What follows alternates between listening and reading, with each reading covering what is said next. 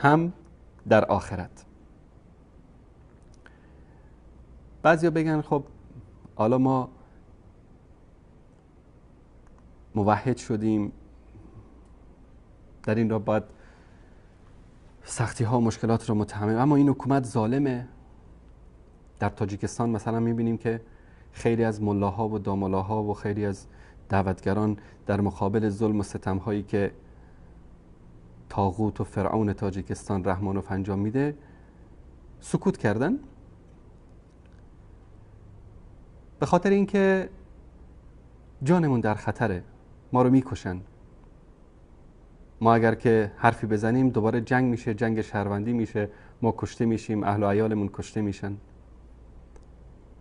دیروز گفتن مساجد رو ببندید، سکوت کردن. گفتن تحویل به قهوه خانه بکنید، سکوت کردن. گفتن در مساجد بیان رقص و موسیقی و پایکوبی بکنن، سکوت کردن. مدارس دینی رو بستن، سکوت کردن.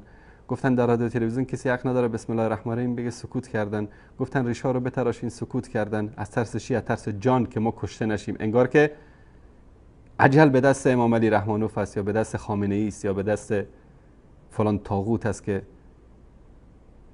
در فلان کشوری حکومت میکنه.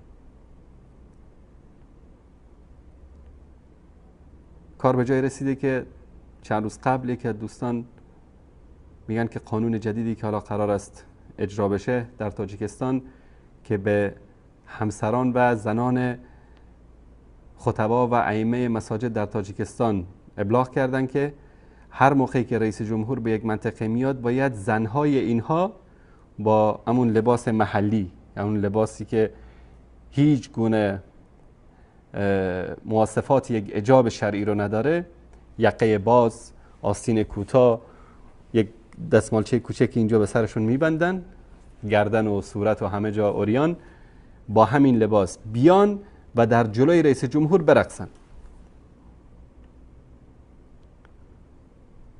و هستن عده‌ای که به همین کارم تن میدن. از ترس چی؟ از ترس کشته شدن. الله سبحانه و تعالی در سوره آل عمران آیه 145 میگه که احمد جان اگر نشون بدی و ما کان لنفس ان تموت الا باذن الله کتابا مؤجلا، و هیچ کس جز به فرمان الله نمی میرد. این تقدیر و سرنوشتی است معین و مشخص شده. یعنی مرگ، زندگی، کشته شدن، این به دست الله سبحانه و تعالی است. اگر اجل کسی اومده باشه به دست رحمانوف کشته میشه، اگر نیومده باشه 1 سال بعد زیر ماشین میمیره، 2 سال بعد مرض قلب میگیره میمیره، 3 سال بعد یک بلای دیگری سرش میاد. مرگ به دست الله سبحانه و تعالی است. در ادامه خیلی جالب میگه و من یرید ثواب الدنیا نؤتیه منها و من یرید ثواب الاخرة نؤتیه. کسی که پاداش این دنیا رو بخواد به او میدهیم، کسی که پاداش آخرت رو بخواد به او میدهیم. و سنجزی الشاکرین، و به زودی سپاسگزاران را پاداش خواهیم داد.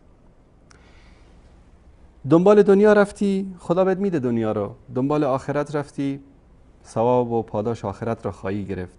مرگ و زندگی به دست کسی نیست در این دنیا، هیچ کس، حتی رسول الله صلی الله علیه و سلم مرگ و زندگی هیچ کس به دستش نیست. حتی فرعون، نمرود، هیچ کس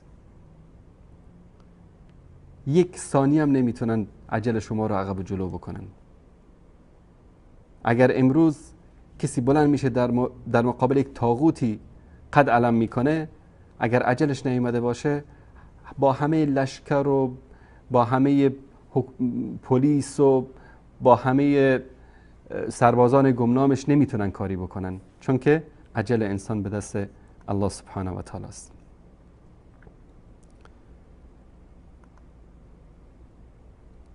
در سوره توبه آیه 51 الله سبحانه و تعالی میفرماید که بگو ای محمد، بگو قل لن یصیبنا الا ما كتب الله لنا، به ما هیچی نمیرسه مگر آنچه که الله سبحانه و تعالی برای ما نوشته.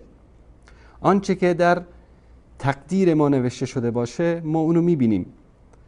هر مصیبتی که، هر سعادتی که، هر مشکلاتی که در زندگی ما باش مواجه میشیم، همه اینا از طرف الله سبحانه و تعالی است.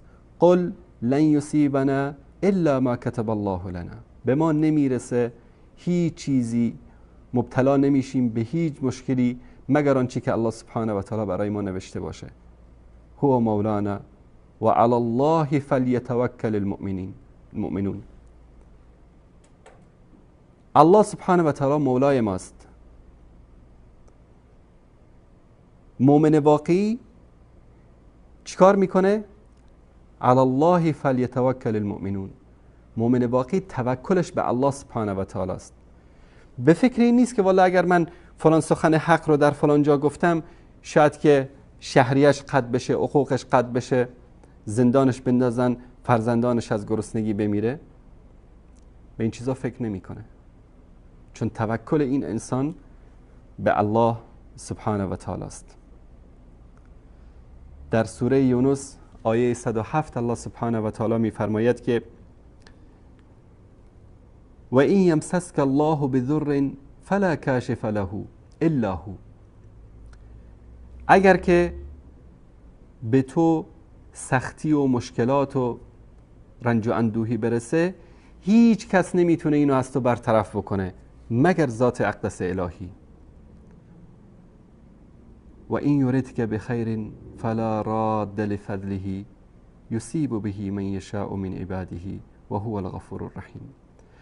و اگر خیری رو بخواد به تو برسانه، بخواد تو رو به یک مقامی برسانه، بخواد تو رو به یک منصبی برسانه، هیچ کس نمیتونه جلوی تو رو بگیره، چون الله سبحانه و تعالی خواسته. و اگر مصیبتی رو برای تو الله سبحانه و تعالی بخواد، هیچ کس نمیتونه این از تو دور بکنه مگر خود الله سبحانه و تعالی. الله سبحانه و تعالی توبه پذیر، مهربان است.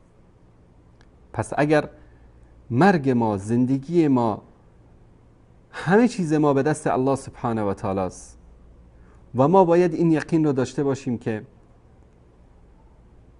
اگر همه انسان ها در دنیا جمع شوند نمیتوانند به ما به اندازه سر سوزن ضرری برسانند و اگر همه انسان ها جمع شوند نمیتونن به اندازه سر سوزن به ما سودی برسانند الا که الله سبحانه و تعالی بخواد. اگر این ایمان واقعی رو داشته باشیم، هیچ دعوتگری، هیچ موحدی، هیچ ملایی، هیچ داملایی، هیچ انسان مؤمنی از کفار و از مشرکین و از زنادقه و از ظالمین مستبدین نمیترسه، چون یقین داره که